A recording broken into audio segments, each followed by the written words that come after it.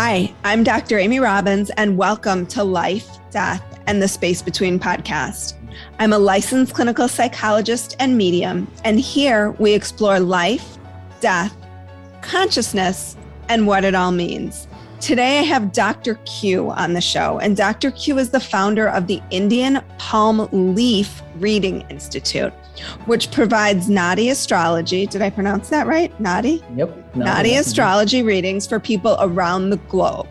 These readings done on ancient palm leaves provide a projected forecast of one's life and arms the recipient with the means to help push their life in the direction that they ultimately want it to follow. Dr. Q's own life was changed by one of these readings following a near-death experience with a disease that ravaged his heart and lungs in 2013. He has been teaching the Western world about this form of astrology ever since. Welcome, Dr. Q. Hello, and most lovely good evening, good morning, good afternoon, wherever you might be out there. Thank you so much, Doc, for having me on your show. It's a pleasure and an honor. Thank you so much for everybody who has supported the podcast. So there's so many ways you can support the podcast and the work that I'm doing. One, you can spread the word about the podcast. So share the podcast with someone you know, repost my anything on social media. If you are a therapist listening to the podcast and you have a client who you think would benefit, share it with them. This podcast has grown completely organically. I've never done advertising. I've never done anything to boost the podcast. It is all because of you all sharing the podcast. And we are coming up on 1 million downloads, which is amazing. Other ways that you can support the podcast is through Patreon. So if you would like to become a patron, you can go to Patreon, put in Dr. Amy Robbins.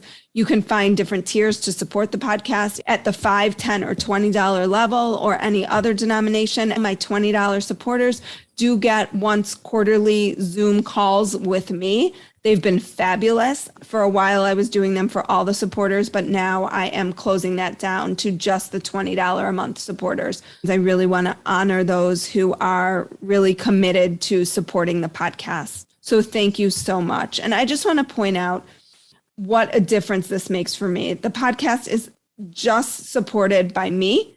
I don't have advertisers yet, although I would love some. I don't have sponsors, although that would be great. So right now, the podcast is supported by you all. And I'm so grateful. If you benefit from the podcast, if your life has shifted or changed as a result of the podcast, please help me continue to help you have on these great guests. Also, follow me on Instagram, Dr. Amy Robbins. I love hearing from my listeners, trying to do my best to be quick to respond. And lastly, rate, review, and subscribe. That is super important. Podcasts show up in people's algorithms is by other people subscribing and rating and reviews being higher. I also love reading the reviews. So you can rate the podcast, but you can also review the podcast. Thank you all for all of your support, for all of your love, for all of your helping to collectively raise the consciousness of this planet. I am so incredibly grateful. So tell us, what is an Indian palm leaf reading? Sure thing. It all comes from the southernmost state of India called Tamil Nadu. My mom's European. She's blonde and blue-eyed. And she's from Austria. My dad's Persian. So I grew up in Iran until 1979. And we're not Muslims. We're Baha'is. My father's family are Baha'is. And in 79, my mom's family are Catholic. So I'm a Catholic Baha'i who grew up in a Muslim country, not being Muslim at all. But in 79, that country went nuts. There was a revolution and it turned into a religious dictatorship. So in 79, we had to flee the country because my father's family were prominent Baha'is, and that would have meant certain death for my father, execution. He was also very wealthy. So I know how it feels to have servants, as I was born with a golden spoon in my mouth. But in 79, things changed dramatically and we had to flee the country. So overnight, we became paupers. My mom had only 2 suitcases, that's it, from super wealthy to zero. So we fled to Europe in 79, and I stayed in Europe during my teenage years in Austria, that is in Vienna. Some of the audience might be mature enough to remember another catastrophe that happened, and that was Chernobyl. As you're telling this story, it's like paralleling where we are today, isn't it? Correct. The part of USSR where Chernobyl lies in is now called the Ukraine, a country that has been in trouble ever since, I should say. So Chernobyl burst in 87 in April. And that is why I got cancer ultimately. And when you enter a cancer hospital at the age of 16 and you survive, it's rare. It doesn't happen that often. We're talking more than 30 years ago. Chemotherapy, radiation therapy, surgeries, the whole 9 yards. What type of cancer was it? And it's lymph node related, so it's blood related, really. Okay. So it was an oncology department. Those of you who don't remember, Chernobyl, the nuclear power plant, burst, and it is till this date the biggest nuclear catastrophe on planet Earth. And then the nuclear waste clouds traveled across Central Europe, about 1,000 kilometers or so, and dumped their nuclear waste over Central Europe. And Austria is in Central Europe. And so when I was diagnosed with cancer, I was, of course, upset, angry, scared, suicidal, the whole 9 yards. And I said, God, why me? I mean, why me? I just survived revolution where I saw people getting shot dead and gunshots and this and that, the other. And now I got cancer. 3 years, I survived. And then I said, God, why me? And during those 3 years, I saw many people die, which is also not an easy thing to observe as a teenager. And I said, God, why did I survive? And some of the poor souls that I shared the room with did not. And that is the beginning of my spiritual journey, where I realized at a very early age that there is more than meets the eye. I'm convinced of it, and today even more so than I was at the time. Been to shamans in the Amazon for a long time. I've been to John of God several times in Brazil. I've become a Reiki healer. It was very controversial, by the way. I just want to say that, John of God. Yeah, I don't care about it. I'm a big fan, period. But I don't want to get into that. I don't. I've done a lot, more than most. I know so. And so I'm very open to anything that's spiritual. I hear it and I do it right away, just to experience it, period, and see if there is a way to pierce at the veil that I know exists. And I'm, ever since the time, I'm trying to pierce it and just get a glimpse of that connects it all, whatever that might be. But of course, I had to make money too. And I would have studied possibly medicine, because I'm come from a physician's family, I should say. I'm exposed to it. But after 3 years in hospital, that cured me for life to ever set foot in a hospital voluntarily ever again. So I became an academic. And so I turned my passion into travel business in Washington, D.C., which eventually ended up in Entrepreneur Magazine as one of the fastest growing businesses in the US. I couldn't believe it myself when they knocked on the door and said, Dr. Q, congratulations. I thought they were joking with us.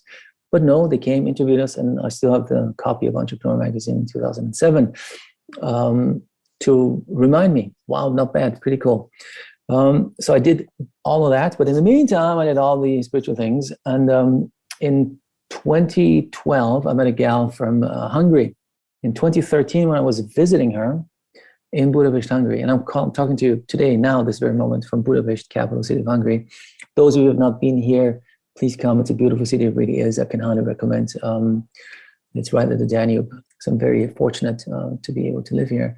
So I was visiting her. When I was here in April of 2013, I did not feel so well. And she said, Q, that doesn't look so good. You need to go back to your cancer hospital and have yourself checked. So I said, okay. I hopped on a train and traveled from Budapest to Vienna. When they checked me out, they said, oh my God, Dr. Moayad, they said, this doesn't look so good. You have to stay here. But you're alive, actually. The cardiology said, it's a miracle. You should be dead now.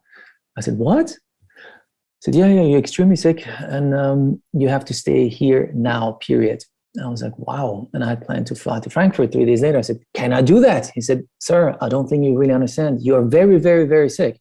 They rushed me into the ICU. I thought to myself, my God, I mean, geez Louise, how come I have to suffer so much when it comes to sickness? And that is when I connected the dots. I realized it must have to do with karma, because this lifetime, I think I'm a pretty nice guy. Money is not a big driver for me. I'm a helper. Everyone calls me, tells me that I have the daddy genes. I'm more than happy to help people way beyond my call and duty for free. This doesn't matter. I'm a helper. So while I was in the ICU, I thought, oh, okay, this must have to do with karma. So maybe there is something I can do about it. So I told Emish about it when she was visiting me in the ICU. She said, you should do a palm reading, she said, an Indian palm reading, because I'm a sucker for anything spiritual. One of the questions that I'm being asked when I do these podcasts or give talks is, does everyone have a palm leaf? No, not everyone has a palm leaf, period.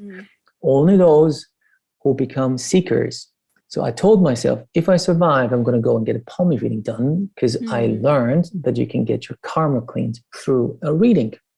Because in this system, you do not need to suffer from the karma that you brought into this life. You can clean it and then be done with it, and you won't carry it over into your next life if indeed you need to come back. So I got my palm leaf reading done a year after. So it's 8 years ago now that I had my first palm leaf reading done, and it blew my mind, I'm telling you, as again, otherwise I wouldn't be here talking with you about this. And in this reading, the reader told me many things. One was, and by the way, as a by sentence, you're going to bring this to the West. Of course, I thought he's joking with me because I'm not Indian. In case you haven't noticed, I'm a white guy, I'm not an Indian. I like yoga, I like spicy food, I meditate for, 20, 30 years, but I'm not Indian, period. I just got the reading done because I was curious and I wanted to get healing. So when the reader told me, oh, by the way, we're going to bring this to the West, I thought, yeah, whatever, it's just trying to be kind, or something like that, for me to do something about palm leaf readings. Then, of course, I shared my experience because I'm an enthusiastic human being with my friends and family. And so a lot of friends and family wanted to get a reading done too. Of course they did. And I said, okay, because I'm a giver, I'm a helper. Let's organize a trip to India. I'm going to, put a flight, this and that, the other. And then I realized nobody will ever go to India, period. 95% of Western people will never go to India for whatever reason. It's too hot, too spicy food, too dirty, too poor, too whatever. They will not go. To 5%, it's like a magnet. They want to live there, move there. They're like enchanted with the whole country, but the vast majority is not. So when I realized that actually no one will ever go. So I thought to myself, okay, how can I help? So we contacted the reader and said, can we do this online, on Skype? He said, sure, let's try it. So I was then in the readings in the beginning because I realized most of my friends and family don't understand the Indian accent called English, even though they speak English. So I was sitting in every bloody reading, retranslating into understandable English to my friends and family. And then doing that, I realized even though phonetically they might understand now what I'm saying or retranslating to them, but not necessarily intellectually or spiritually. So I then simplified the reading to them and explained their reading in my terms. And that's when they got it. And that is how our role in our institute evolved as a moderator. So in our institute, we have 3 people that help every single seeker. And I'll explain what seeker means. That is the reader who only speaks Tamil. We got the interpreter who interprets Tamil to English, or rather English. And these 2 are in my office, my brick and mortar office in the state of Tamil Nadu. That's the southernmost state. And then we have a 3rd person that's called a moderator, a Western person, because the reading is done online. So it doesn't really matter where the seeker lives. We've got the readings for Australians, Kiwis, South Africans, all over the US, Canada, all over Europe, you name it. We've had, people from maybe already 100 countries or so that had a reading done through our institute. And the moderator sits wherever they're sitting, but it's done online. So the moderator's job is to hold the seeker's hand from the beginning till the end, retranslate if necessary, because I train each one of these moderators myself, so they know what they need to say to help the seeker throughout the whole process. Okie dokie. Wow. So now we've reached the point where we can talk about the reading itself. About 3,000 years ago, legend has it, because there is no written book about this, it is said that so-called Maharishis, great sages, meditated primarily, but not only, to Lord Shiva, who is the main god in Hinduism, to get the power of foresight and connect with the Akashic records, download the information for the individual, Amy in your case, for example. So they connected to the Akashic records, got the information, and then telepathically, if you wish, dictated those messages to their disciples, who then wrote those messages on dried palm, on palm leaves. I call what we do Indian palm leaf reading, because when I started to bring it to the West, I realized no one knows what this is, period. So this person would meditate on the Akashic records, bring in the Akashic records, 3,000 years ago, right? So for each person? These are Maharishis. Maharishis means great sage. We have 18 main Maharishis. So there are 18 pictures on this poster, 18. There were hundreds possibly of Maharishis doing so, but these 18 are deemed to be the main Maharishis, of which Agastya is the most important.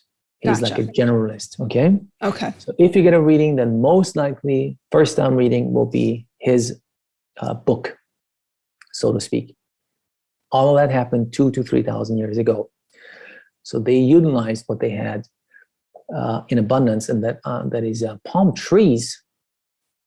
What they did is they cut down these gigantic leaves of the palm trees, and then cut those leaves into roughly, because it's not standardized, 10 inches long and about an inch or so wide chunks, leaves. And then when the leaves were fresh, they used a sharp tool to etch the information onto that fresh, juicy leaf. When the leaf dried up, the information came through. So that means they didn't even use ink or anything similar to that 2,000 years ago. And so I brought a bundle with me. Those of you who watch this on YouTube, this is a book or bundle. So every single leaf in this book or bundle, which would be referred to, for example, a book of Agastya, remember that's the main guy, or any of the other 18. In this one book or bundle, you will have several, a maximum of 108 individual dried palm leaves. So they put leaves of similar souls into one bundle or book. So I'm opening this up now for you so you get to see. These are individual leaves, and each leaf here represents one soul. In order to protect these individual leaves, they used wood, again, from a palm tree, in the old days, the cover, the bottom of the cover, and then they tied it up, and that is how you can preserve brittle palm leaves. How cool is that? And then they put these bundles or books into little archives. Wow. To then be found. It's literally like the library of Akashic records in writing. Correct. Yes. For the individual. Right. Only for you. Okay. Right. That's important too. So it's not general knowledge. It is knowledge specifically and only for Amy or Robin or Sherry and so forth, right? So these are now stored in archives across, for the most part, the state of Tamil Nadu. It's usually a back room or hole in a wall where they just put these bundles. And we have, God knows how many of these little archives. A little archive would have 2, 3, 4, 500, maybe a couple thousand if it's a bigger one, but that's it. So 95% of these bundles are being safeguarded by families who have had them in their possession for generations. And they safeguard them as their treasure because that's how they make a living as reader dynasties. So usually the knowledge is passed down from great-grandfather to grandfather to father to son and so forth. There are bigger archives that are run by the state of India or the state, because India is kind of like the US of federal states too, and Tamil Nadu is one of the states, not California's. So it's either municipal run, federally run, or state run university or university archives. They have some of them too. I've been to, I guess, almost every big one that there possibly is. But how many real ones we have, like the small ones, 95% are small ones. God knows, thousands, I presume, because there are hundreds of thousands of these bundles. But in India, nobody calls it Indian palm reading. It's something that's very much done today too on a daily basis in the southernmost part of India. And they call it Nadi reading or Nadi astrology or Nadi Shastra, among other names. So Nadi, that's very important for me to share with you too. Nadi has several meanings. Nadi means seeker. Remember I started to talk about seeker. So Nadi means seeker. That's the person who seeks the information written on a palm leaf. Nadi also means leaf, like the information, the space that captures the information or contains the information for the seeker. It also means pulse, human pulse, for example. It is, to some degree, a sub-branch of Vedic astrology. Vedic astrology is Indian astrology, Hindu astrology, and it's one of the three big systems that we use when it comes to astrology. The big difference between, in our case, Vedic or Indian astrology and Western astrology is Indian astrology is moon-based, Western astrology is sun-based. So a reader who is a reader. A reader is a person who usually has to study, if it's a real reader, I should say, because there's a lot of fake stuff going on in India too. They study 5 to 7 years. It's a long, long time to become a reader for many reasons, because these leaves, 3,000 years ago when they were written, they're written in an ancient language that doesn't exist anymore, in ancient Tamil, known as Grantha. A modern Tamil person cannot read, write, or understand ancient Tamil. Kind of like a modern Greek person does not understand or read or write ancient Greek. That's one thing he needs to study. Then he has to study all of Vedic astrology. So he's a fully fledged Vedic astrologist. He needs to study all of the 5 elements and what's related to them. He needs to know all of numerology, gemology, Ayurvedic principles, because in the leaf there are Ayurvedic suggestions about your diet. So now that you know, these leaves are written in ancient Tamil, known as Grantha. It's written not in prose, like a novel. It's written in as a poem, sing-song, dam baram baram baram baram baram. So just the way the reader sings it to you has already healing effects. Because of the vibrations of the sound. The vibration is correct. So he needs to know all of these to be then able to convert symbols, poems, syllabic language into something meaningful that we would understand today. So that's the reader. And it's quintessential. Now let's talk about how can you find a leaf for yourself. I don't even need to ask questions. You know everything that I had on my mind. Thank you. Have you done this before? No, it's the very first time. I just I'm being divinely guided. So it's a 3-step process, and our institute does it the exact same way as if you were in India. So what you need to do in order to find one of these bundles and then get a matching and find the leaf and then have it read to you is 3 steps. Search for the bundle. This is a bundle. Matching of the leaf within the bundle, and then having it read to you once the leaf has been matched to you. Search. The only way to start the search is in our case, you would upload it onto our system, but you would submit your thumbprint to the reader. Gentlemen, right.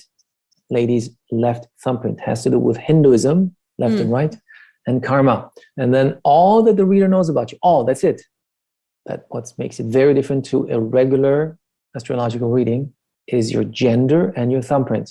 Once you submit what your happens thumbprint, now with all these non-binary, transgender? How is that gonna play itself out? That might be a different conversation for another time. It's a different conversation, but it's possible. Yes, it's not an issue. We had that too already too. Not a problem. We had transsexuals as well. It's not an issue. It can be done. The reader will then look at your thumbprint and identify your thumbprint category name. There are 108 different thumbprint category names. 108 is a holy number in Hinduism. And then he goes on a search to find a bundle that hopefully contains your individual palm leaf. And it's a physical act because there is no computer involved at all. There's no registry. The reader goes by gut feel. So what he would do is he would check his own little library, but he would know it by heart whether he has a bundle that matches your thumbprint name or not. He would check his neighbors and then the one that's further away, and then he would hop on his bicycle, literally, and go to down the road. And if he can find a bundle that matches your thumbprint name, he would hop on his moped. And if that doesn't help, he would go on a public bus to the next town. And if that doesn't work, he would call an agent on his cell phone, say, agent, in your hometown, 3 hours away from here, can you tell me if the library of, my friend, blah, blah, has a bundle that matches this thumbprint name?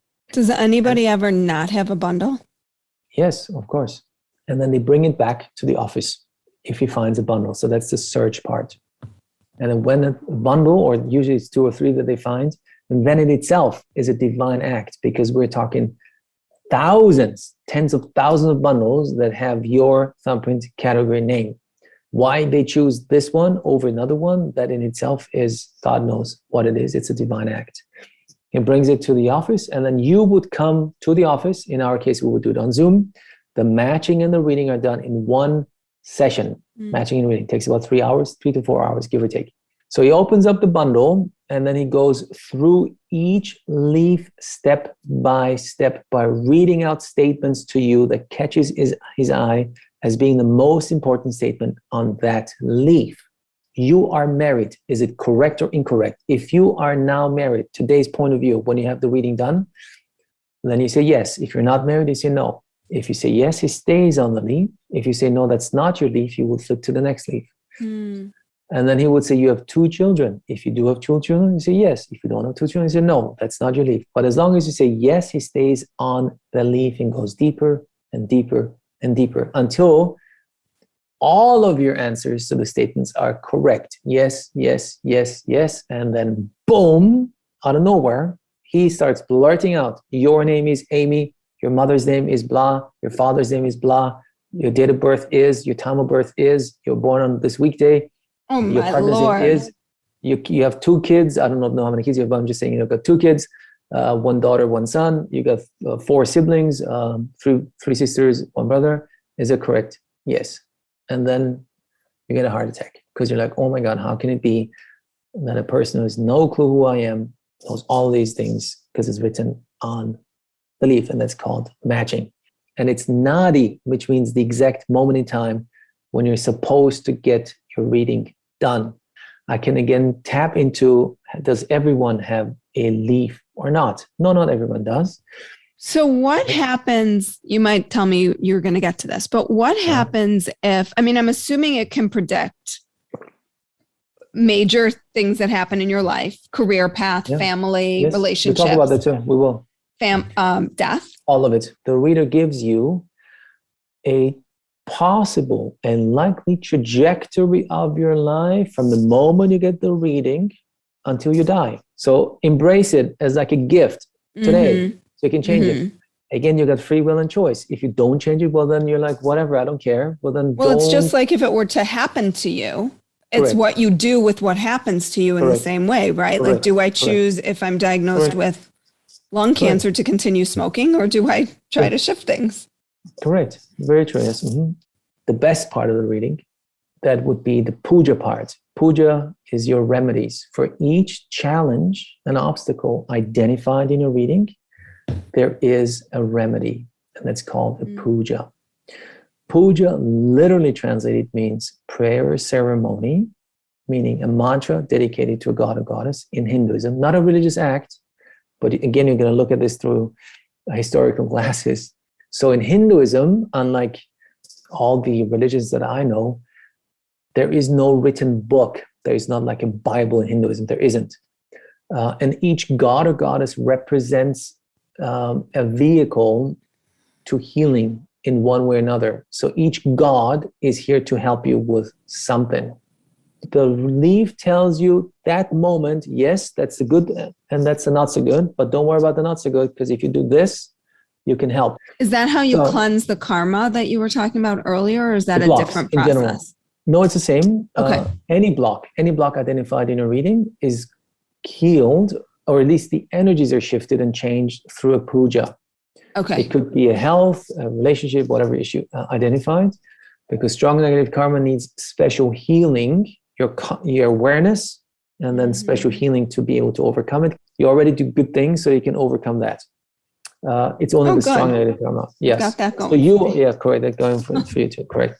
So the pujas are very important. The most important aspect really of your healing journey after your reading, because one more time, the whole purpose of reading is to create a better life trajectory for yourself after reading. Yeah, do people ever get more than one reading, or you can. Okay. You can. So what would be the purpose of that? Because if you know what the trajectory is it to see if you've changed the trajectory, or? For example, yes. So is there anything we didn't cover here? I mean, I know there's a lot we didn't cover, but we're probably, I feel like, going to have a better sense. I'm certainly going to have a better sense of what this looks like after my mind is blown, which could be 3 weeks from now, could be 6 months from now, could be 2 years from now. We don't know, right? Until I submit my since you have a conscious thought about having your reading done, I'm 99% sure that there is a bundle for you. Okay. To me, this is a calling. And I promised my readers, it comes from the heart, really does. I promised my readers, I said, if you stick with me, I promise you, I will have you make enough money so you can support your families. So I heavily overpay them, heavily on purpose, because I want to preserve this ancient tradition. which is a dying tradition. We've lost quite a few readers. Mm. They go up north for, IT jobs and call centers. And so, 50 years ago, 100 years ago, being a reader was a very esteemed profession, like on the higher level of society. Mm-hmm. Today, it's not that cool anymore to be a reader. Mm-hmm. So I promised him, look, stick with me. We're going to grow to help seekers to get a reading done without having to travel to India.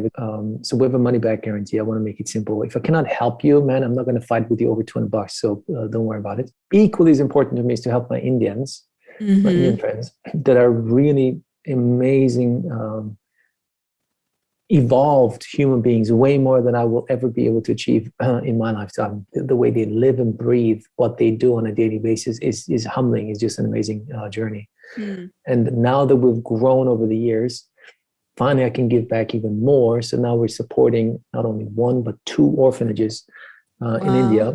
With every reading that comes in, I'm supporting my Indians, their families, their kids, their wives, and daycare center and orphanage also takes care of mentally disabled adults. So you can see it on our website and our YouTube. So every reading that comes, I give back.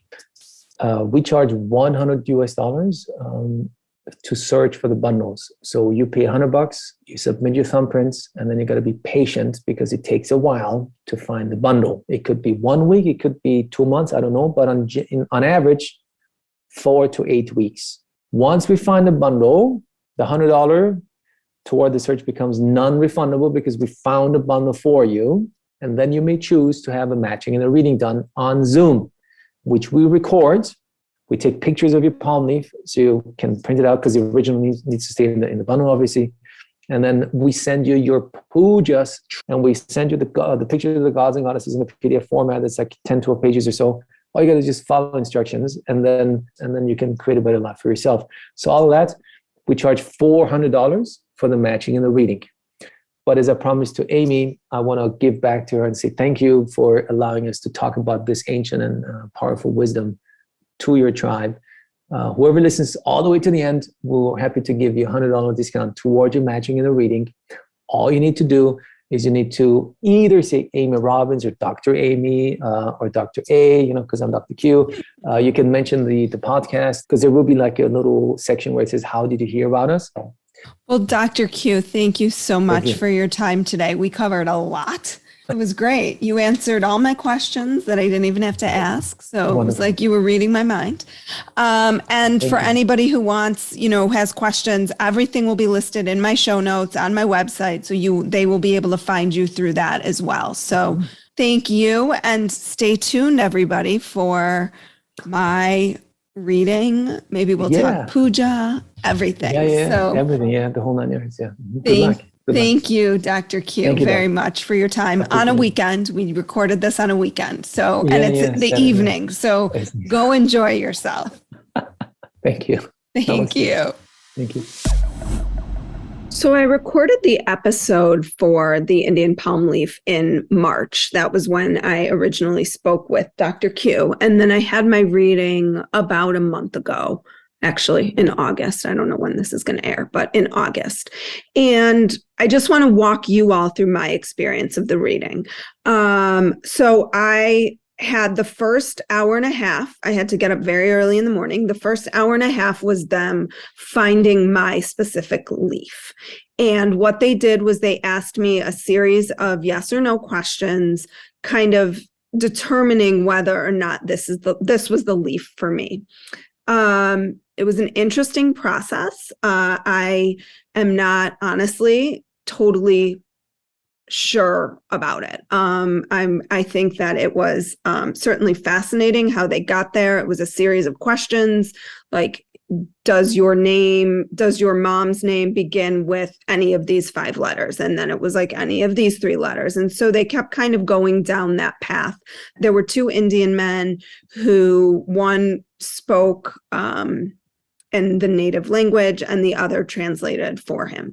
So it was him speaking and seemingly reading off this palm leaf, and the other one translating everything that the man said in the native tongue.